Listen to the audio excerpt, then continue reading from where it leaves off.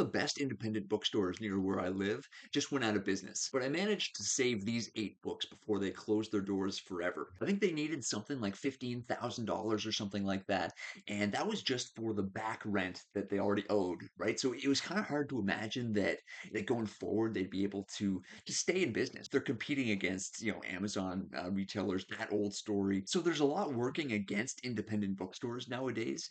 But where like if you were to go to Chapters or Indigo or like any sort of big book retailer, right? Like you're not gonna find editions like this. Like how cool is that? And just like check out the front of this book. Like I immediately saw it and I wanted it. It turned out to be a book that I actually wanted to read as well, but I probably would have bought it just because of this, just how it looks on my shelf, you know? And the whole place is like that. And yeah, you can go to various websites and buy, old used books and they're going to look kind of like this, but there's just something about, walking the aisles of a great independent used bookstore. So I'm going to make more of an effort to visit more independent bookstores and obviously keep buying a ton of books. But here's what I got this last time out. The first one I picked up is called Will in the World by Stephen Greenblatt: How Shakespeare Became Shakespeare. He's one of the premier Shakespeare scholars in the world. I read another one of his books, Tyrant. It's really, really good. And there's another Shakespeare book that I've got on my phone right now. It's another biography, a short one by Bill Bryson. But now I have this one too. Then I was also able to pick up a biography of Benjamin Franklin by Walter Isaacson. And right now on my phone, I've got his biography of Elon Musk, which is excellent. And behind me here, I've got Leonardo da Vinci. Isaacson's one of the best biographers around. Same with people like Andrew Roberts, whose book Napoleon: A Life is actually one of my favorite books of all time. Like not just out of biographies, but just out of books. Like it's so, so good. Like it reads like a novel. And even Napoleon said that about himself. He said, what a novel my life has been. And yeah, just like that book's amazing. And the Musk book is really, really good. And this one looks good too. And that one looks good. And all the rest of these look good too. So you know that I have quite a bit of reading ahead of me. And the next one that I bought is I finished this book already, and I bought it for my mother. And it's called The Professor and the Madman by Simon Winchester. And it's actually, I know I say this a lot. I make no apologies for this whatsoever. This is one of my favorite books too. And I know I say that about a tremendous number of books, but this one, I mean, I, I mean it every time. This one's about the creation of the Oxford English Dictionary.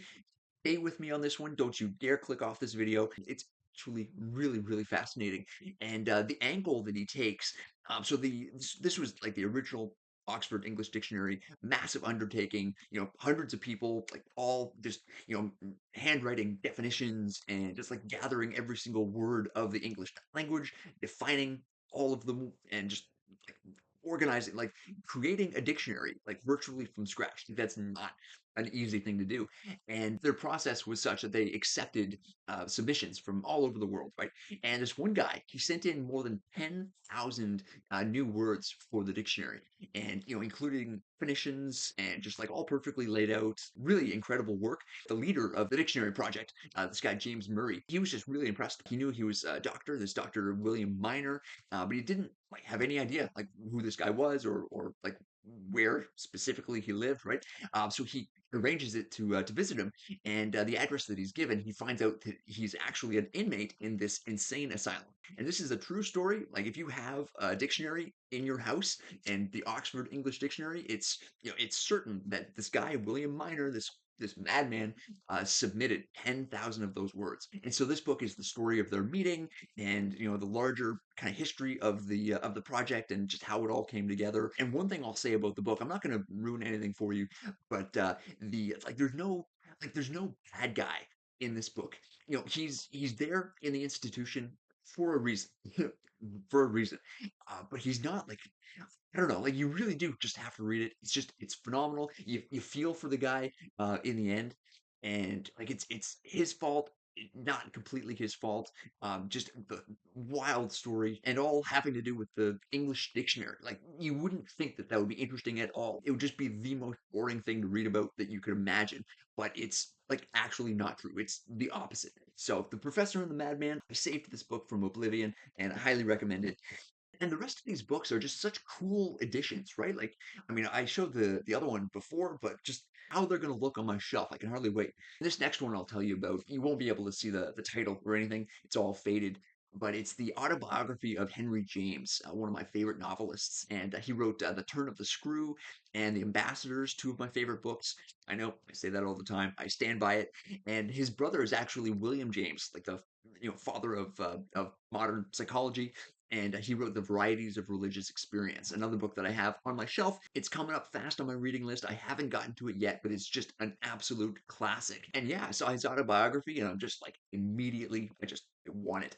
So there's that, and then there's the Pickwick Papers by Charles Dickens, and I've read A Christmas Carol. I've read Great Expectations. I've read excerpts from other books of his, but I've never read this one. This is another one of his classics, and I'm looking forward to this one too, and also looking forward to how it's going to look on my shelf. This is a super cool edition.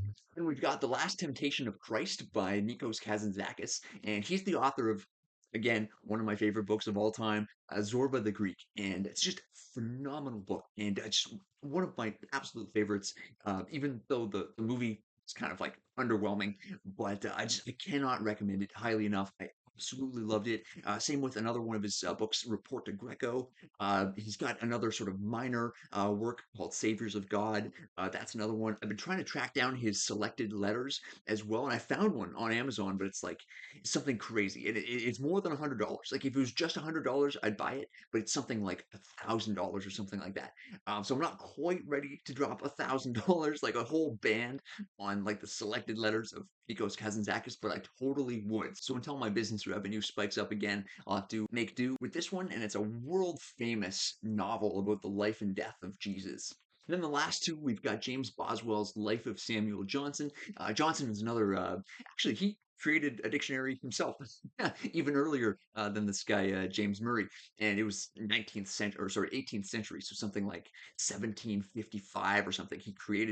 Dude created his own dictionary. So I'm looking forward to that one. And then this last one is, I'm not going to try and pronounce this French name, but the author is Honoré de Balzac. I have another one of his books here at the house somewhere, but I haven't read it yet. And this will be, I think there's something that comes before this. I'm not entirely sure. I'm fairly positive this is like a middle book in a series, but like the book, like this edition itself just looked so good. I needed to have it on my shelf, and I didn't like, I'll find the other one at some point, but I just wanted this one on my shelf as soon as possible. The one liner on this one, though, is Revolution and Ambition in 19th Century Paris. So these are the 8 books that I rescued from oblivion, and you probably have an independent bookstore in your town as well, so go visit it. I'm not necessarily against Amazon. I mean, I just ordered something last night and it's going to be here today. Amazon serves a useful purpose, but at the same time, like, so do independent bookstores, and they can't die. Like, we can't, like, you and I together, we cannot let them die. And, if we have to, we can go in at the last moment and just rescue as many books as we possibly can. My full reading list and links to all these books in the description. If you're an educational content creator like me and you want to reach $5,000 in revenue, click the first link in the video description. That's my private business mastermind on School Creator Launch Academy. But basically, I built a business around doing what I love, around books. Nobody tells me what to do, where to go. I never sit in traffic. I can just go to a movie Wednesday afternoon if I want to. I'm not going to sit here and tell you that it's easy, but it's absolutely 100% doable. You just have to kind of stay away from the people who sensationalize how fast and easy it can be, because that's not really the truth. So if you want to do it the right way from the ground up, you want my personal help, personal experience, the roadmap, just basically me working with you to make it happen as fast as possible, but not in a fake, unethical, scammy way. So that's the first link in the video description. You may also like this video right here, where I teach you how to build an unbreakable reading habit. So thanks for watching this video. Always remember, bookmarks are for quitters, and even if nobody else believes in you, I do. I don't waste time, no, I make time. All these people wanna hate, fine, I'ma make mine. While you sitting there complaining, I'll be training. While you sitting there just waiting, I'm creating. Yeah.